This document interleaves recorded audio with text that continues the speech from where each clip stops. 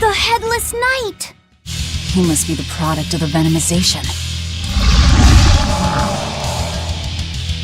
Well, he definitely looks vicious enough.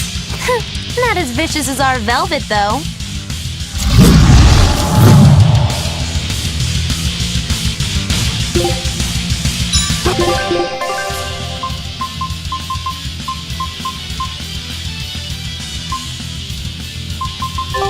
Where's his voice even coming from? I don't know.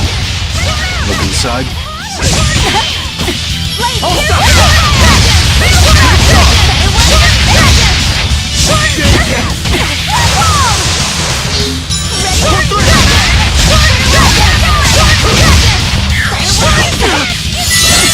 Shooting star!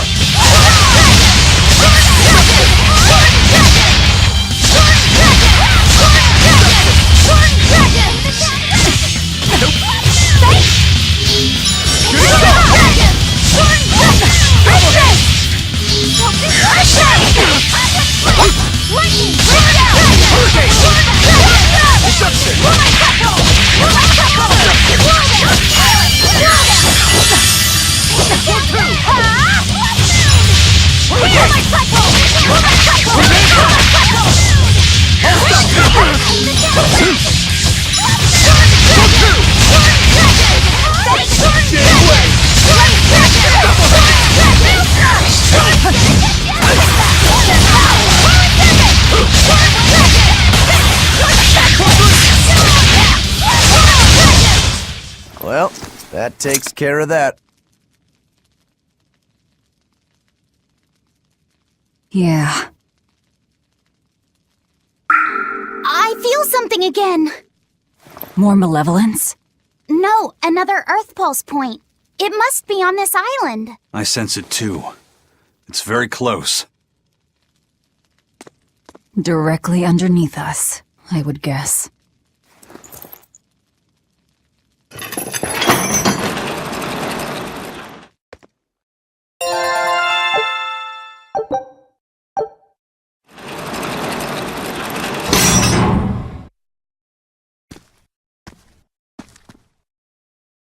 What is this place?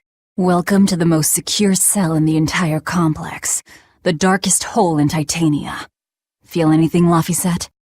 Yeah, I think this is the Earth Pulse point. If this cell is where the Earth Pulse point is, then does that mean it housed a Therian? Yeah. And a real hungry one at that. Every day, they would toss demons into its cell. It would devour its fill, then wipe the blood from its lips. Never once realizing it was delivering to Inominat the malevolence of hundreds of demons and prisoners. And then one day, there appeared before it a female Moloch, who shattered the barrier and freed the Therian from its cage. But the Therian knew no mercy, and it devoured its liberator. And it was then...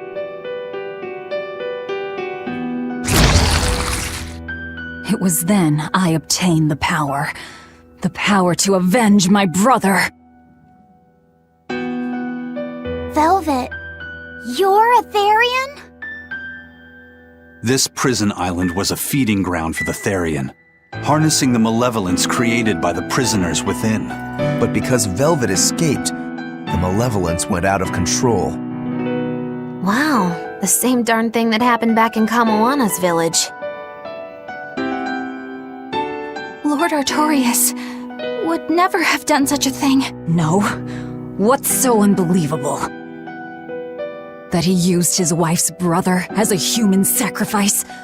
That he imprisoned his wife's sister? Because that's what your damned holy shepherd did! All to get his hands on Inominat's power! I'm sure he had a reason for... A reason? To spare the world of its pain? Don't give me that! Who will spare my brother's pain? Who will soothe my brother's despair? He murdered my little brother, Laphie! And you'll stand there and tell me it was for the greater good?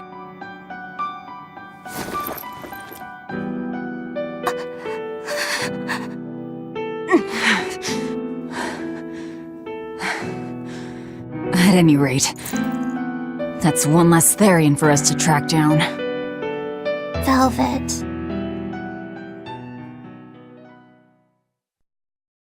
Help! Eleanor! Kamoana? What? Did Velvet yell at you so hard you're starting to hear voices now? I have a feeling something's wrong. Kamoana could be in danger. But we already beat the Headless Knight. I still can't shake this feeling. Please, let's go back and check on them.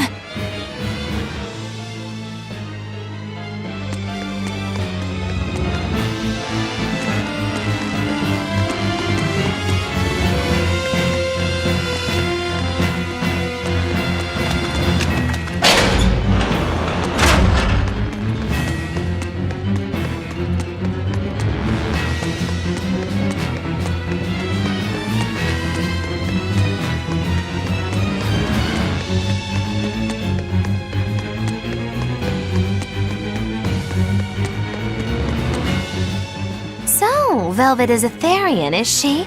I knew there was something off about her. But it's what she cried out that's really on my mind.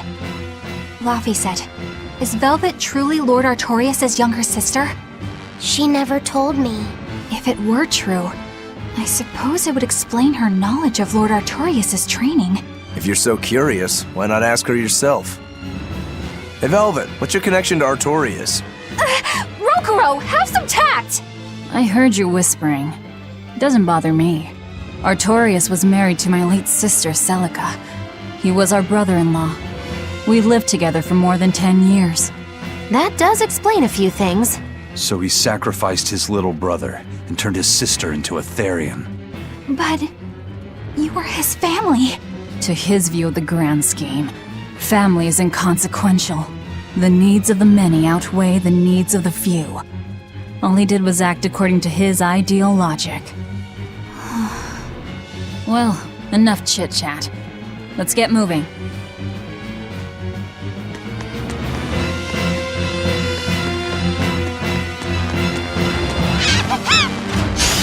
Right then, let's finish this!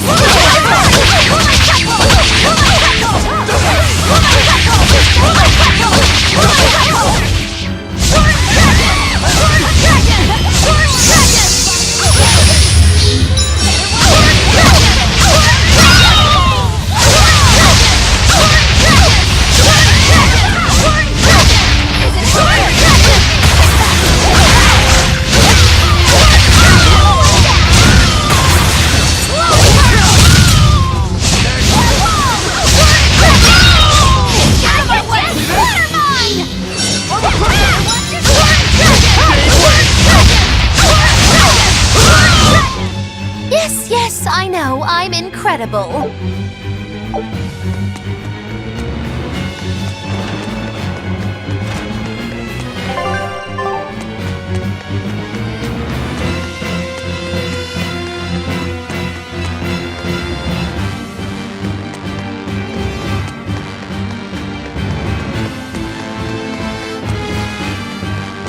So it turns out that Velvet is a Therian who consumes malevolence. And too much malevolence is what changes people into demons. Strong enough malevolence can persist after the person who created it dies, turning their corpse or spirit into a raging monster. That's how undead and phantom demons come about. Then the demons Velvet killed turned back into humans because she devoured their malevolence. Yeah, and consequently, they avoided becoming undead or anything like that. So she saved them. Well, I mean, a corpse is a corpse, of course. Do you think she could devour only the malevolence and turn a living demon human again? Unfortunately, that's impossible due to malevolence's self-reinforcing nature.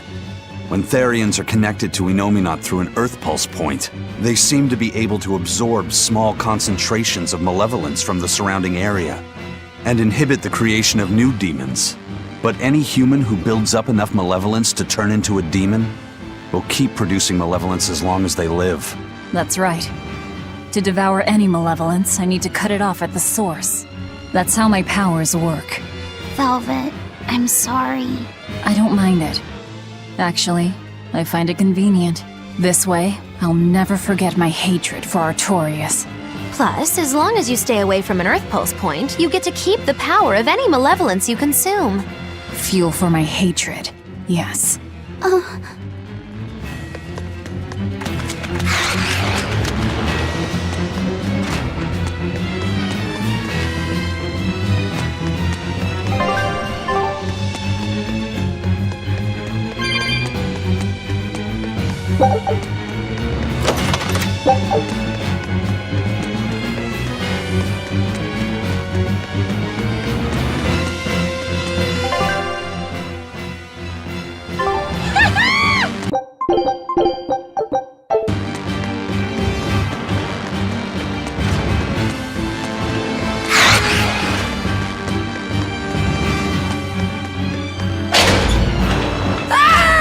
That was Kamoana!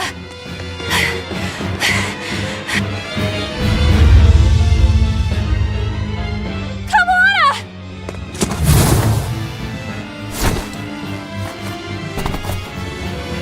Eleanor! You really came back for me. A promise is a promise, sweetheart. A headless knight and a horse demon. It's giving off a ton of malevolence. This must be the true survivor of the venomization process. Oh, I get it! The dying exorcist lady wasn't saying Headless Knight is back. She was going for Headless Knight on horseback. Whatever the case, we'll fight whoever we have to claim this island. Double hit! Or is it just me? Now I can't help but wonder how the horse is named. Get close and look if you're that curious.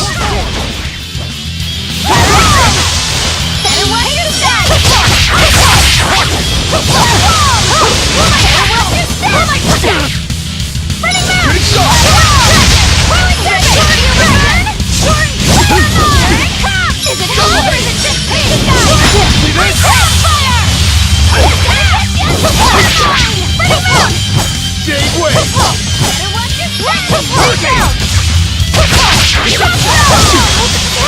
Hold up!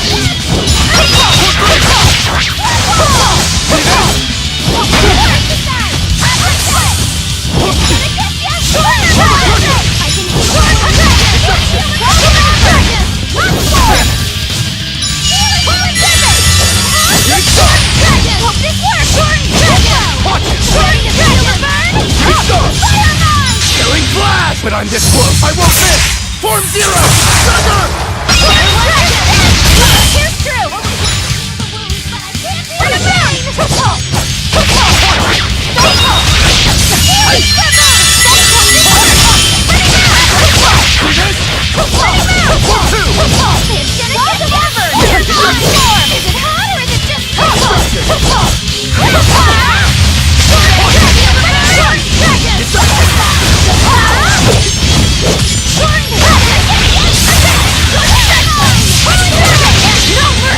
Won't that one shoot?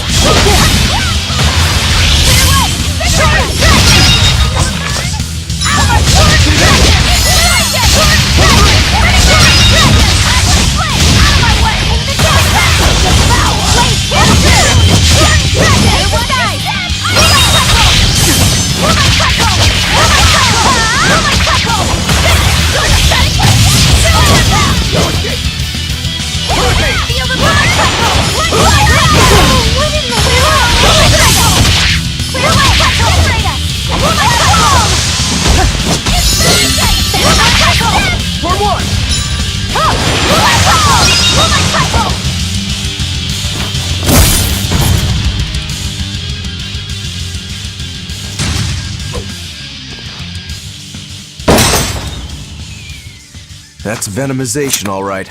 Definitely stronger than that headless lump of armor. I beg your pardon? Not you. The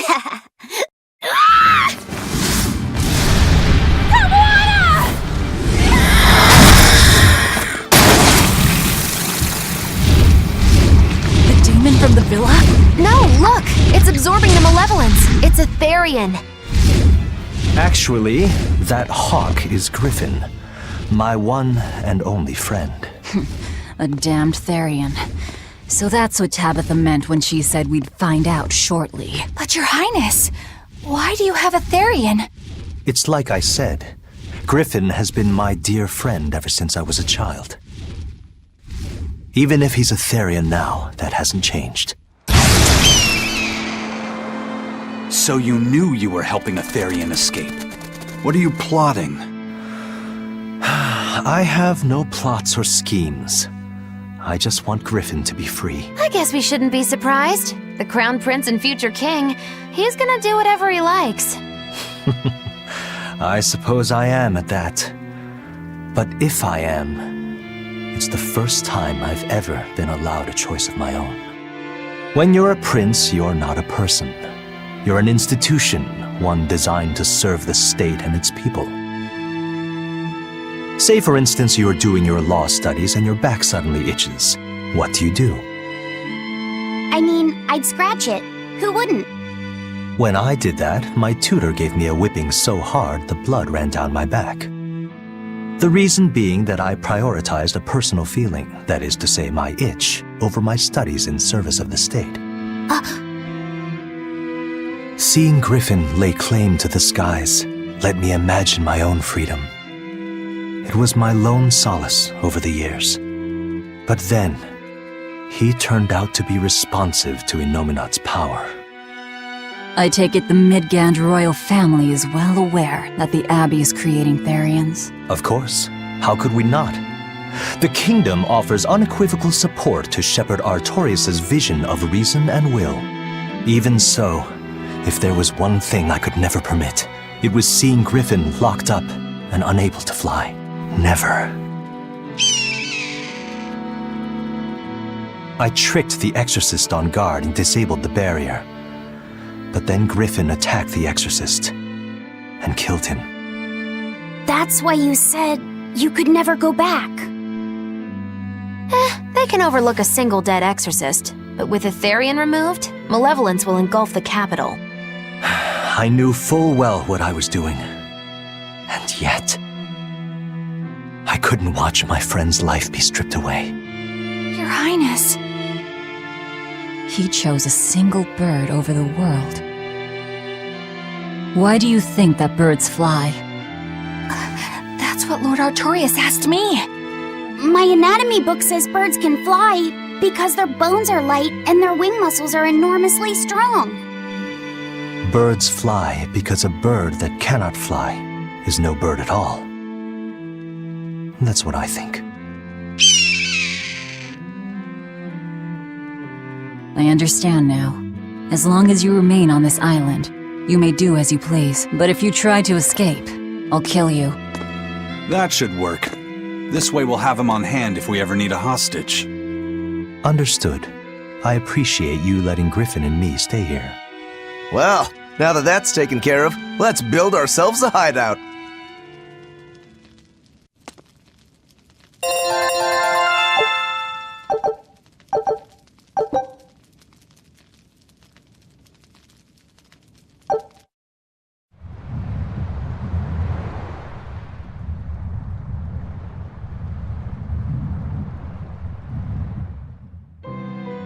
Hey, Velvet, do you know where Eleanor is? Wasn't she just playing with you? Yeah, but then she left. I'm worried because she looked pretty sad. Can you go find her? Why me?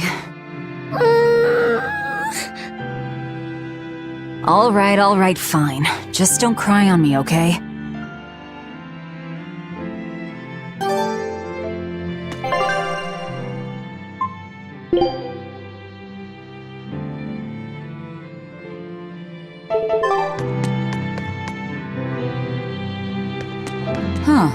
A most interesting interpretation. What do you make of this part here, then? Well, if you pronounce it Loney Kyle, then it'd mean midriff, which probably isn't right. Maybe Muse Mila? Well, that would make this passage read, Pornges are nummy. Okay. Yeah, that's not right either. What's wrong, Velvet? Have you seen Eleanor? No, I haven't. Sorry, I know I'm supposed to watch her. Just read somewhere where there's more light. You'll hurt your eyes like this. Okay.